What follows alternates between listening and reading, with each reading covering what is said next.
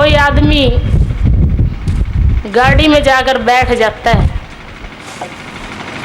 और ticket master से कहता है कि मुझे टिकट दे दो,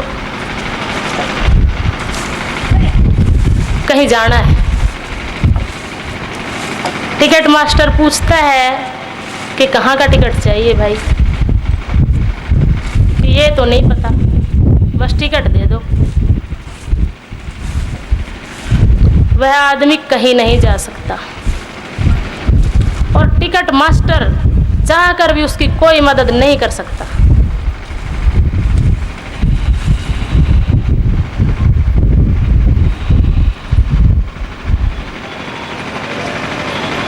मेरे मालिक छोटी छोटी बातों में बड़ी बड़ी शिक्षा देते थे।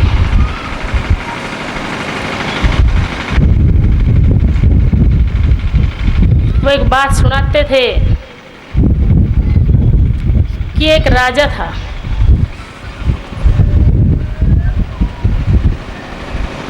और उसके कोई संतान नहीं थी, लेकिन राजा बूढ़ा हो गया था। राजा को अपने राज्य के लिए एक उत्तराधिकारी की जरूरत थी। राजा ने राज्य में घोषणा करवा दी कि मेरे को एक उत्तराधिकारी चुनना है, और उसके लिए पूरा राज्य आमंत्रित है।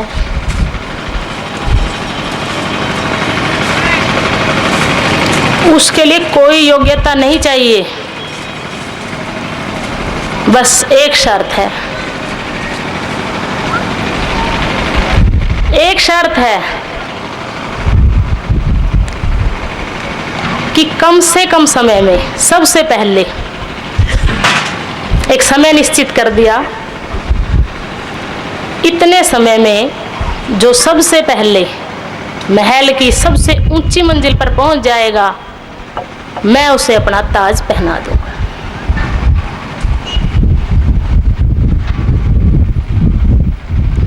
और राजा ने कुछ ऐसी व्यवस्था की कि पहली मंजिल पर खाने पीने का अच्छा अच्छा सामान रख दिया, दूसरी मंजिल पर अच्छे अच्छे दृश्य, नाच गाने, तीसरी मंजिल पे धन दौलत, चौथी पे रुपया पैसा हीरे, इस तरह से ऊपर की मंजिलों तक सांसारिक सुखों का अंबार लगा दिया।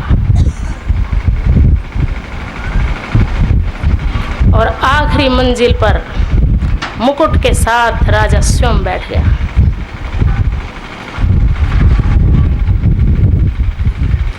सब लोग आते गए, जो जीभ के स्वाद में फंसे थे पहली मंजिल पर ही रुक गए, जो कानों के बस थे वो नाच गाने सुनने में लग गए, जो पैसे के लालची थे वो तीसरी मंजिल पर रुक गए। और इस तरह केवल एक युवक, पूरे राज्य में से केवल एक युवक राजा के पास पहुंच गया।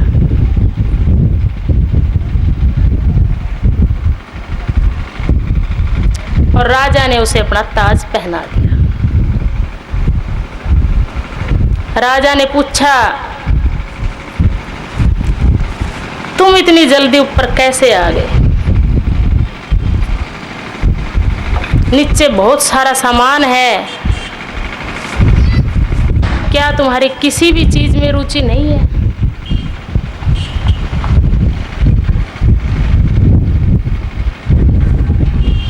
युवक ने कहा, महाराज मेरा लक्ष्य तो आप थे,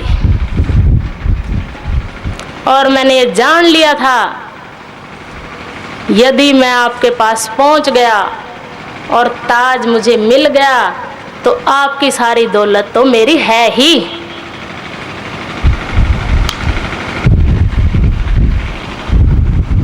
हम खुदा से खुदा को नहीं मांगते,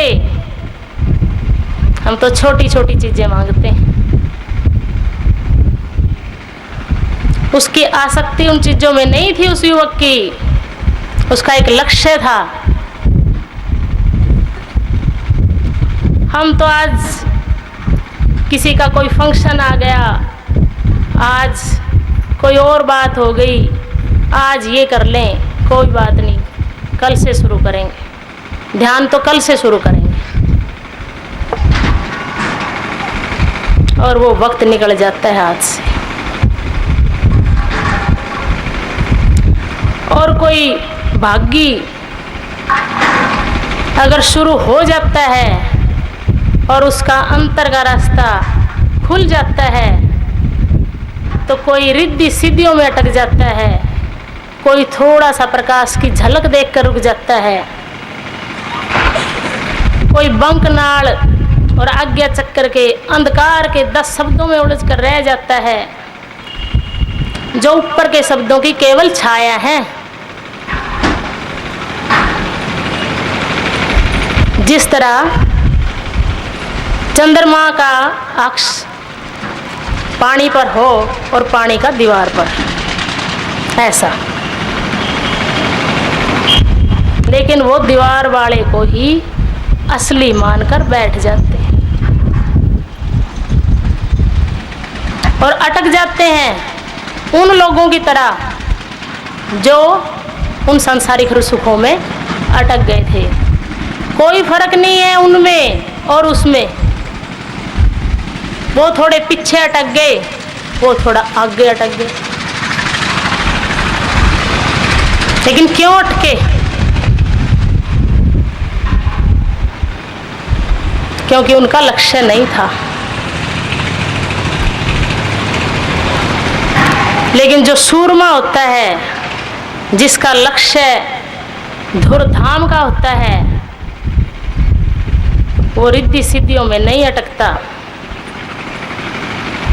वो थोड़ा सा प्रकाश की झलक देखकर नहीं रुकता, दाएं बाएं नहीं देखता, वो सीधा चलता है।